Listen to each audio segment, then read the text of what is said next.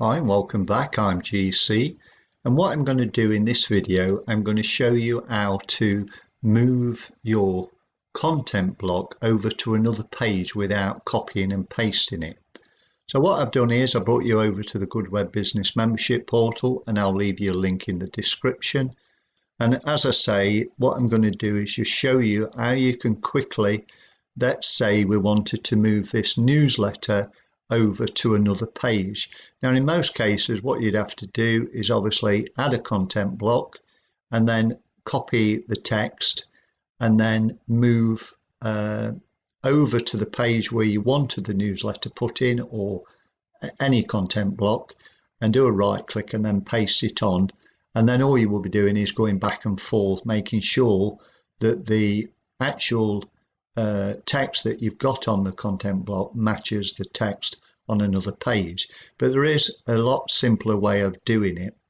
And what you'll need to do, so let's say, for example, I'm going to move this newsletter over to another page.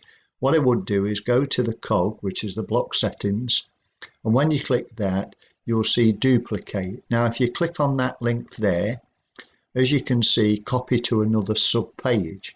So I could select any of these pages and move over the newsletter. So let's say I'm going to move it over to the actual testimonial page. If I click on that, what that does is automatically moves this over. And as you can see, we're on the testimonial page and it has dropped the actual newsletter at the top of the page.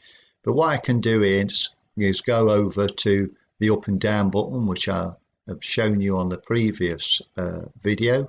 Click on that again, and let's say I want to drop it here. And as you can see, it's just copied it over, made it very simple to do, and you don't even have to copy all the text to do it. So anyway, I hope this video has been helpful to you.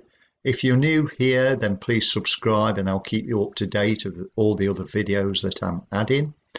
And if you'd like to ask a question, then please drop a question down in the comments and I'll try and answer it to the best I can do.